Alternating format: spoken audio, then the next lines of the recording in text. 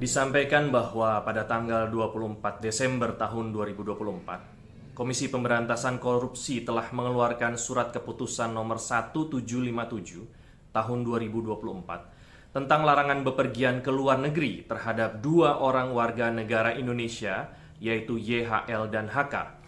Larangan bepergian ke luar negeri ini terkait penyidikan dugaan tindak pidana korupsi, pemberian hadiah atau janji terkait penetapan anggota DPR RI terpilih 2019 sampai dengan 2024. Tindakan larangan bepergian ke luar negeri tersebut dilakukan oleh penyidik karena keberadaan yang bersangkutan di wilayah Indonesia dibutuhkan dalam rangka proses penyidikan dugaan tindak pidana korupsi sebagaimana tersebut di atas.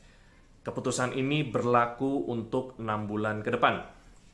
Untuk diketahui bahwa pertanggal 9 Januari 2020, Komisi Pemberantasan Korupsi melakukan penyidikan untuk perkara sebagaimana tersebut di atas dan telah menetapkan Saudara HM sebagai tersangka.